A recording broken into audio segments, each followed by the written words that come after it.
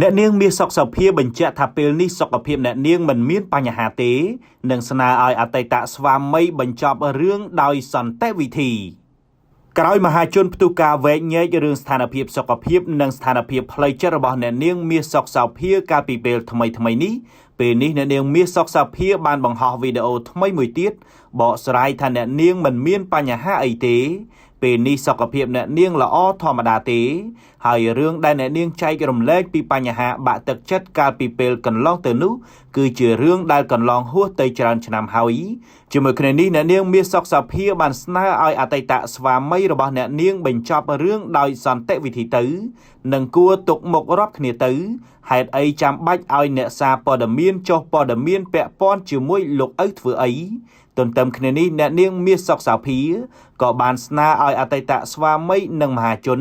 បញ្ឈប់ការវែកញែកបន្តទៀតចាជំរាបសួរពុកម៉ែបងប្អូនសារជាថ្មីម្ដងទៀតចេញคลิปនេះមកមួយទៀតហើយតែបើអត់ចង់ចេញទេតែមើលឃើញពុកម៉ែបងប្អូនព្រួយបារម្ភនឹងជជែកវែកញែកនៅក្នុងបណ្ដាញសង្គមច្រើនពេកអំពីរឿងដែលខ្ញុំចែករំលែកពីរឿងផ្ទាល់ខ្លួនរបស់នាងខ្ញុំហើយនាងខ្ញុំចង់អរគុណដល់ពួកគាត់ថាខ្ញុំអត់មានអីទេនាងខ្ញុំសុខភាពល្អធម្មតាទេគាត់ថារឿងនេះជារឿងដែលកន្លងហួសហើយនាងខ្ញុំធ្វើការ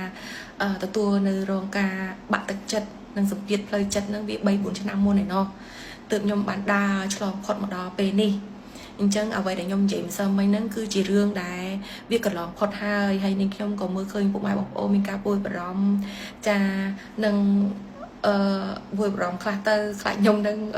បែបនេះបែបនោះអីអញ្ចឹងណាចាចង់ជំរាបថា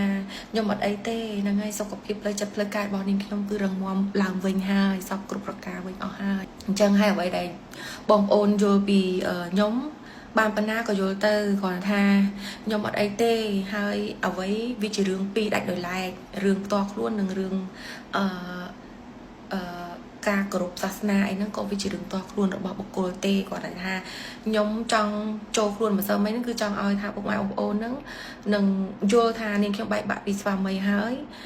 ក៏ចង់ប្រាប់ទៅคลิปនេះទៅគាត់ដែរថាបើយើងបែកគ្នាហើយយើងគួរតែទុកមុខផ្លូវឲ្យគ្នាដើម្បី